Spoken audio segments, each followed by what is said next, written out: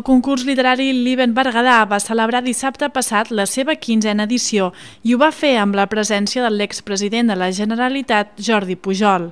L'exdirigent va manifestar la importància de l'esforç i va dir que les noves generacions han d'aprendre a adoptar la mateixa filosofia que van seguir els que durant el passat miner i industrial de la comarca van apostar per crear indústries i negocis. A més, Jordi Pujol es va mostrar crític amb el sistema d'educació actual i va remarcar que el sistema educatiu s'equivoca en exigir poc esforç als alumnes.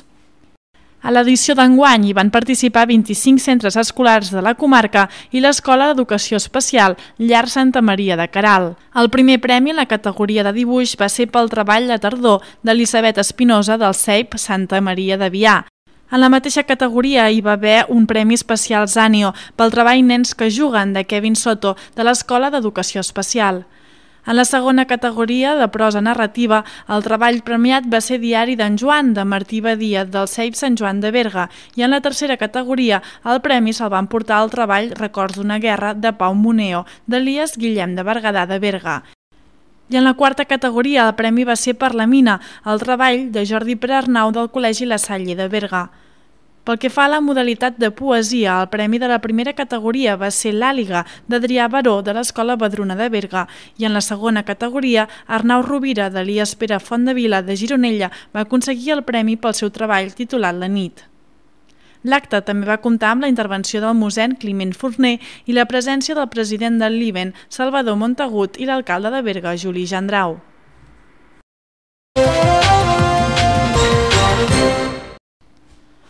El proper dissabte, la plaça Sant Joan de Berga serà el centre de les protestes d'un grup de berguedans en contra de la nova ordenança civil aprovada en el darrer ple de l'Ajuntament de Berga. Poesia, música, dansa, pintura, teatre, cinema i gastronomia estaran presents en una jornada reivindicativa que té com a objectiu mostrar el desacord d'un grup de berguedans amb la nova ordenança de convivència i via pública. Andreu Vilardell és un dels membres organitzadors de la jornada i explica quins són els motius d'aquest acte.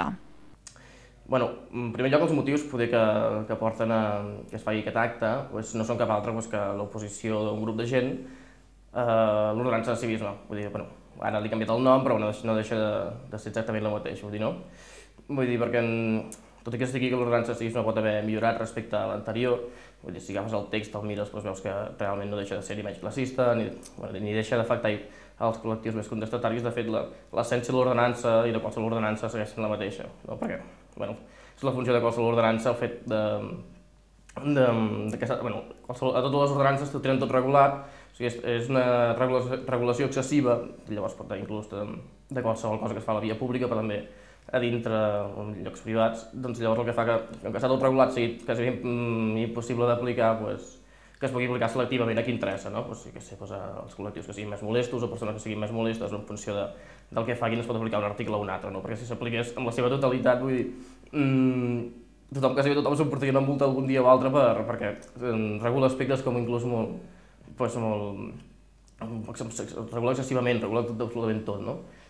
Segons assegura Andreu Vilardell, els canvis que s'han introduït a la nova ordenança són ínfims i l'essència de la normativa continua sent la mateixa. Amb aquestes declaracions contesta aquells que defensen la nova ordenança. Han suprimit 3 articles, el que està bé, han suprimit l'article d'obligació de col·laborar amb les autoritats municipals, l'article que si vols fer un grafiti a la porta de casa teva, per exemple, no necessites permís de l'Ajuntament perquè és propietat teva, i han suprimit algun article més com el que implicava solidaritat o que regulava l'Ajuntament la solidaritat, però clar, i inclús també han suprimit l'article de prohibit jugar a pilota, anar amb monopatí, tal i qual, Dius, això està de conya, però per exemple, si ho agafes i comences a mirar en conjunt, l'essència segueix sent la mateixa, si et volen aplicar una ordenança te l'aplicaran per on sigui, perquè està tot regulat, això és el que comentava. Però dius, hòstia, han suprimit l'article de prohibir anar amb patins, que és un subpunt de l'article, un subpunt, el 32.2.5, no me'n recordo. Doncs l'han suprimit, però l'han deixat el primer punt, que el primer punt diu està prohibit utilitzar la via, els béns públics,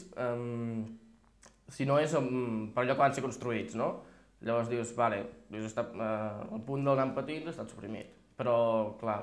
Vull dir, si un skatepark està fet per patinar, no? És la finalitat pel que l'has construït. El carrer Major, per exemple, que és un carrer qualsevol, no té la finalitat d'anar en bicicleta perquè no és un carril bici. Llavors, clar, podrien aplicar-se també la multa, no? Jo crec que el que s'ha fet, en general, és suprimir petits punts que no varien el resultat global, no? I a la vegada, des del que he comentat també, dic que ha millorat, que no és tan classista. Jo crec que és mentida, també, perquè hi ha molts articles que ataquen directament a la mendicitat, o si existís mai, com a Barcelona, la prostitució pel carrer, tal i qual, que van directament, no? Que si agafo l'ordenança pots començar a veure, per això jo invito a tothom, tothom que tingui paciència, que pugui llegir-se l'ordenança i veurà què realment s'acaba d'aprovar, que és el xungo, i fins a quin punt això és... Això és que déu-n'hi-do el que s'ha aprovat, no? I a més encara amb consens polític i encara venent-ho com si s'hagués aprovat qualsevol cosa, vull dir que la gent ho agafi. S'han suprimit punts, correcte, alguns punts, però això és igual. O sigui, a nivell global és exactament el mateix text i segueix sent la mateixa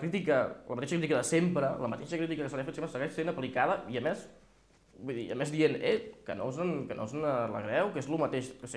que si volen aplicar-la, l'aplicaran, que segueix sent desfavorida amb els col·lectius i amb els col·lectius contestataris i a la vegada amb la gent més desfavorida, o les classes, gent més desfavorida, o la gent més pobra.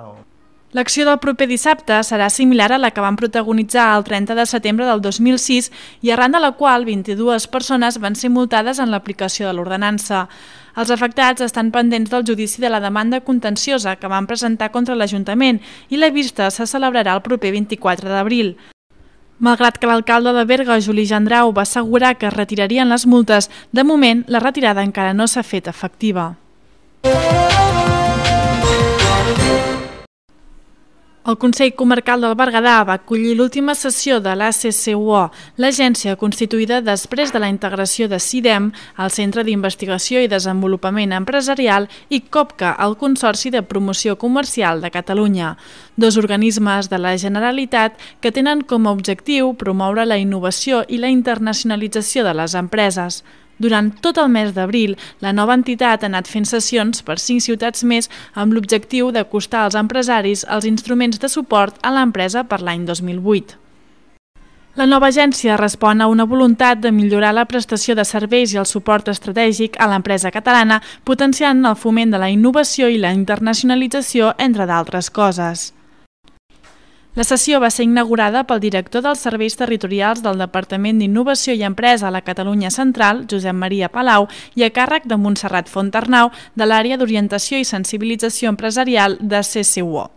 L'objectiu de la jornada era donar a conèixer als empresaris de la comarca els principals serveis d'inversió, creixement empresarial, innovació i internacionalització que gestiona la nova entitat, així com els nous canals establerts per facilitar i agilitzar l'accés de les empreses a aquests serveis. El motiu d'aquesta sessió, aquest cicle formatiu, aquesta sessió del cicle formatiu aquí a Berga avui és apropar a la realitat empresarial del Berguedà aquest pas endavant que s'ha fet des del govern, que és integrar dos organismes amb molts anys d'experiència, amb molta professionalitat i molt potents, que són el CIDEM i el COPCA, i que amb aquesta integració es pretén encara un millor servei i l'ampliació dels instruments de suport i de servei i d'incentiu econòmic també a les empreses. A l'acte hi va assistir part de l'empresariat de la comarca, a qui a més se'ls va informar de les ajudes previstes pel 2008, com les que fan referència al Pla Miner, que afecta les zones de reconversió minera, com és el cas de la comarca del Berguedà. Sí,